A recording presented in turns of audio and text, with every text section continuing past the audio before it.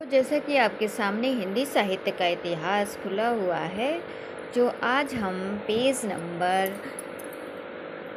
551 का पढ़ाने जा रही हूँ और 550 हमने पूरा कर लिया था पिछले वीडियो में। तो आशा करती हूँ आप पिछला वीडियो देखकर नेट, जेआरएफ, टीजीटी, पीजीटी आदि में लाभ उठाएंगे। और ये किताब बहुत इम्पॉर्टेंट है, इसमें से बहुत क्वेश्चन आते हैं। जैसा कि आपको मालूम है कि अभी नेट की परीक्षा हुआ है, तो किताबों के अंदर से क्वेश्चन बनाकर आपके सामने पेश किया गया है। तो आपको इसलिए किताब पढ़ना ज़रूरी होता है, तो आप इसे देखकर और सुनकर लाभ उठा सकते हैं। तो देखिए आगे। वे न तो केवल नवीनता के प्रदर्शन के लिए छंदों का तिरस्कार करते, न उन्हीं को एक बारगी बाध कर चलते हैं। वे प्रसंग के अनुकूल परंपरागत पुराने छंदों का व्यवहार और नए ढंग के छंदों तथा चरण व्यवस्थाओं का विधान भी करते हैं। व्यंजक, चित्र विन्यास, लाक्षणिक वक्रता और मूर्तिमत्ता, सरस पदावली आदि का भी सहारा लेते हैं, पर इन्हीं बातों का सब कुछ नहीं समझते। एक छोटे से घेरे में इनके प्रदर्शन मात्र से वे संतुष्ट नहीं दिखाई देते। उनकी कल्पना इस व्यक्त जगत और जीवन के अनंत विधियों में हृदय के साथ लेकर विचरने के लिए आकुल दिखाई देती है। तृतीय उत्थान की प्रवृत्तियों के इस संक्षिप्त विवरण के ब्रज भाषा का परंपरा के अतिरिक्त इस समय चलने वाले खड़ी बोली की 3 मुख्य धाराएं स्पष्ट हुई होंगी। द्विवेदी जी की क्रमशः विस्तृत और परिष्कृत होती हुई धारा, छायावाद कही जाने वाली धारा तथा स्वाभाविक स्वच्छंदवाद को लेकर चलती हुई धारा, जिसके अंतर्गत राजनीतिक और सामाजिक परिवर्तन की लालसा व्यक्त करने की शाखा भी हम ले सकते हैं। ये धाराएं वर्तमान काल में चल रही हैं और अभी इतिहास की सामग्री नहीं बनी है, इसलिए इसके भीतर की कुछ कृतियाँ और कुछ कवियों का थोड़ा सा विवरण देखकर ही हम संतोष करेंगे। इनके बीच मुख्य भेद वस्तु विधान अव्यंजना कला के रूप में परिणाम में है, पर काव्य की भिन्न भिन्न धाराओं के भेद इतने निर्दिष्ट नहीं हो सकते एक कि कोई विशेषता दूसरे में कहीं दिखाई ही ना पड़े। जबकि धाराएं साथ साथ चल रही हैं, तब उनका थोड़ा बहुत प्रभाव एक दूसरे पर पड़ेगा ही। एक धारा का कभी दूसरी धारा की किसी विशेषता में भी अपनी कुछ निपुणता दिखाने की कभी कभी इच्छा कर सकता है। धाराओं का विभाग सबसे अधिक सामान्य प्रवृत्ति देकर ही किया जा सकता है। फिर भी 2-4 कवि ऐसे रह जाएंगे जिनमें सब धाराओं की विशेषताएं समान रूप से पाई जाएंगी, जिनकी रचनाओं का स्वरूप मिला जुला होगा। कुछ विशेषताएं प्रवृत्ति भी तो व्यक्तिगत होंगी। ब्रज भाषा काव्य परंपरा। जैसा कि द्वितीय उत्थान के अंत में कहा जा चुका है कि ब्रज भाषा की काव्य परंपरा भी चल रही है।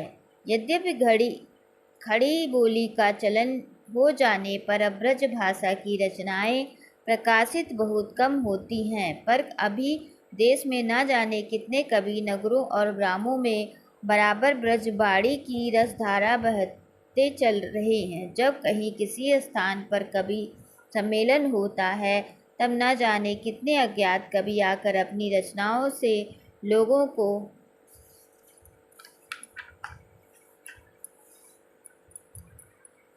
तृप्त कर जाते हैं। रत्नाकर जी की उद्धव शतक ऐसी उत्कृष्ट रचनाएं इस उत्थान में ही निकली थी। सर्गबद्ध प्रबंध काव्यों में हमारा वृद्धचरित्र संवत्ता 1979 में प्रकाशित हुआ, जिनमें भगवान बुद्ध का लोकपालन चरित्र उसी परंपरा काव्य भाषा में वर्णित है, जिसमें रामकृष्ण की लीला का अब भी घर घर गान होता है। श्री वियोगी हरि जी की वीर सतसई पर मंगला प्रसाद पारितोषिक मिले बहुत दिन नहीं हुए। देव पुरस्कार से पुरस्कृत श्री दुलारे लाल जी भागवत के दोहे बिहारी के रास्ते पर चल ही रहे हैं। अयोध्या के श्री रामनाथ जोशी को रामचंद्रोदय काव्य के लिए देव पुरस्कार थोड़े ही दिन हुए मिला है।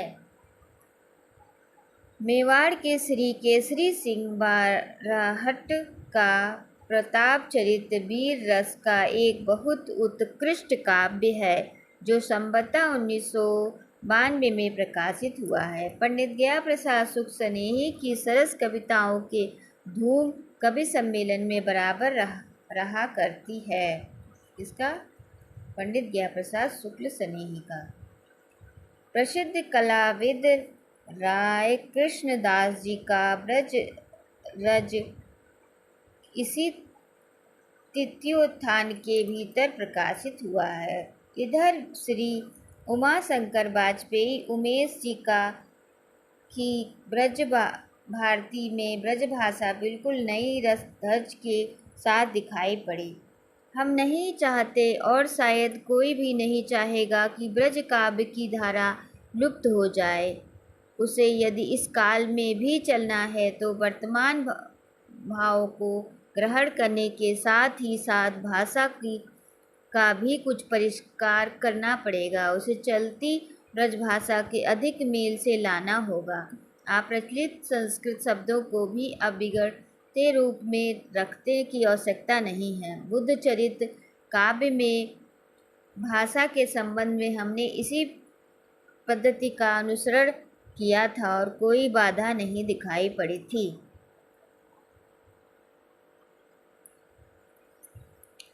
दूसरा, द्विवेदी काल में प्रवर्तित खड़ी बोली की काव्यधारा।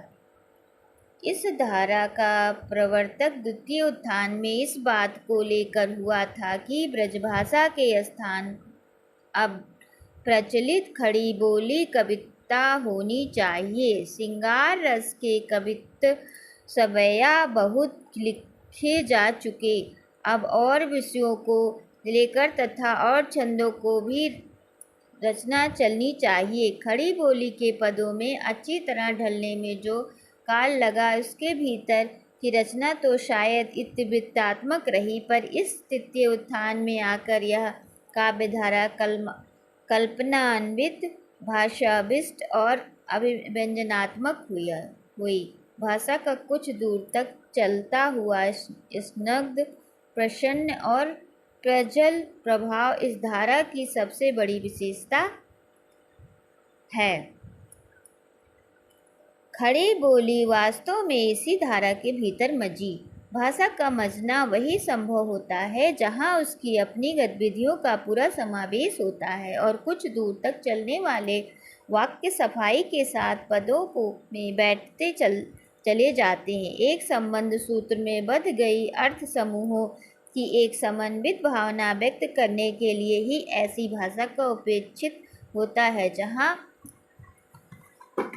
एक दूसरे से अशब्द छोटी छोटी भावनाओं को लेकर वाक्य वैश्विकता की झलक या चलचित्र की ही छाया दिखने की प्रवृत्ति प्रधान होगी, वहाँ भाषा की समन्वय शक्ति का परिचय न मिलेगा। व्यापक समन्वय के बिना कोई ऐसा समन्वित प्रभाव भी नहीं पड़ सकता जो कुछ काल तक स्थायी रहे। स्थायी प्रभाव की ओर लक्ष्य इस काव्यधारा में बना हुआ है। दूसरी बात तो इस धारा के भीतर मिलती है। हमारा यहाँ के प्रचलित छंदों या उनके भिन्न भिन्न युगों ने संगठित छंदों का व्यवहार, इन छंदों के लयों के भीतर नाद सौंदर्य की हमारी रुचि निहित है। नवीनता में बट्टा लगाने की डर से ही छंदों को छोड़ना सहृदयता से अपने को दूर बताना है। नई रंगत की कविताओं में जो पद या चरण रखे जाते हैं उन्हें प्रायः अल्पने की जरूरत होती है, पर ठीक लय के साथ कविता पढ़ना और आलाप के साथ गाना दोनों अलग अलग हैं। इस धारा में कल्पना और भावात्मिक वृत्ति अधर में नास्ती तो नहीं मिलती, पर बौद्ध वृत्ति तथा उद्घाटित भूमि पर टिक कर उसकी मार्मिकता का प्रकाश करती आवश्यक दिखाई पड़ती है। इससे कला का कौतूहल तो नहीं खड़ा होता, पर हृदय की रमने वाली बात सामने आ जाती है। यह बात तो स्पष्ट है कि ज्ञान काव्य के ही संचरण के लिए रास्ता खोलता है।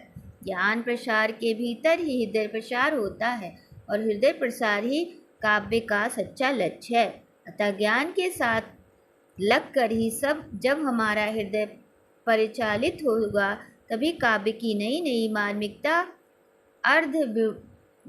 अर्ध भूमियों की ओर वह बढ़ेगा। ज्ञान को किनारे रखकर उसके द्वारा सामने लाए हुए जगत और जीवन के नाना पंथों की ओर ना बढ़कर यदि काव्य प्रवृत्ति होगा, तो दूसरी एक भाव को लेकर अभिव्यंजना के वैचित्र्य प्रदर्शन में ही लगा रह जाएगा।